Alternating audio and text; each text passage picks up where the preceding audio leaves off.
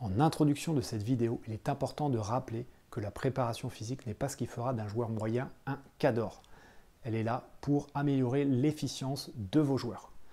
Il ne faut pas non plus appliquer une préparation physique sur des joueurs fatigués, hors de forme ou même blessés. L'efficacité sera nulle. Ce qui fait les qualités d'un footballeur, ce sont avant tout ses qualités techniques et tactiques. Et bien que la préparation physique soit très présente au mois d'août, il ne faut pas occulter du tout ce bloc technico-tactique. On doit le retrouver dans toutes vos séances.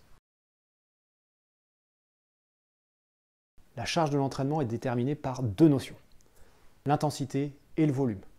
Ces deux notions ne peuvent absolument pas coexister de la même manière, c'est-à-dire qu'on ne pourra pas retrouver une séance à la fois qualitative avec un gros volume, sinon on sera en surcharge. Le volume, c'est la quantité d'efforts demandés lors d'une séance, tandis que l'intensité, c'est la quantité d'efforts demandés lors de cet entraînement. Les efforts très qualitatifs sont très exigeants avec l'organisme. Il ne faut donc pas les placer en fin de séance sur des organismes déjà fatigués, mais plutôt en début de séance sur des organismes frais et bien échauffés. Dans la plupart des programmes de préparation physique que vous retrouvez sur le site, j'ai fait le choix de faire une préparation physique en 5 semaines. C'est très pratique puisque les 2 premières semaines me servent de prépa générale. Nous avons une passerelle entre ces deux blocs, donc général et plus qualitatif, qui vont m'amener vers la fin de la préparation physique. À raison de 3-4 séances par semaine, ces programmes sont parfaitement applicables en club amateur.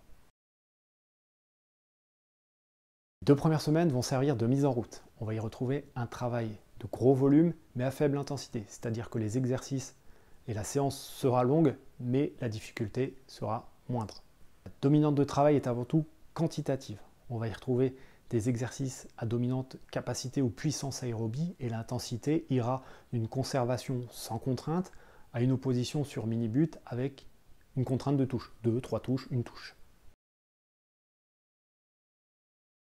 La 3e semaine fera la bascule entre les semaines à faible intensité mais à gros volume et celles à grosse intensité et efforts plus courts, séances plus courtes.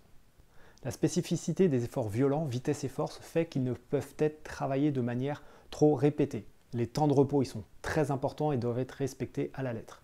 Cette 3e semaine fera donc le lien entre le quantitatif et le qualitatif.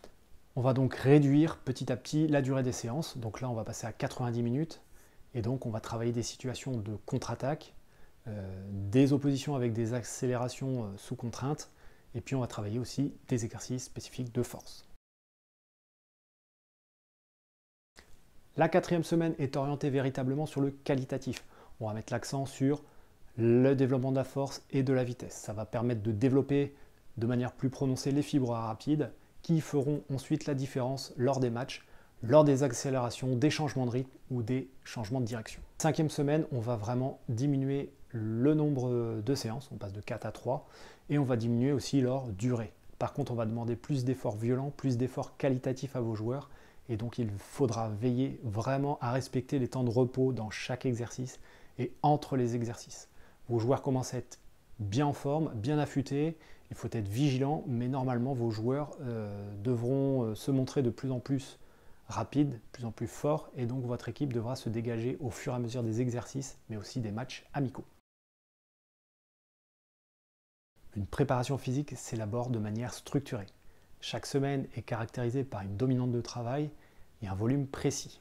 On part d'un gros volume et d'une faible intensité pour aller vers de petits volumes et une très forte intensité. Ceci permet d'amener votre joueur vers le début de saison tout en ayant travaillé toutes les composantes qui déterminent l'effort au football. Tout ceci se fait de manière structurée, de sorte que le joueur ne subit pas de surcharge ou n'arrive pas épuisé au début de saison. Avant de vous lancer dans l'élaboration de votre préparation physique, réfléchissez. Il est inutile de chausser vos running et d'aller courir 1h30 dans la campagne. Respectez les principes d'une planification, d'une bonne préparation physique, comme je viens de vous la donner dans cette vidéo. Maintenant, si vous êtes à la recherche de préparation physique clé en main, je vous donne rendez-vous sur le site où vous pourrez retrouver catégorie par catégorie votre plan de préparation physique.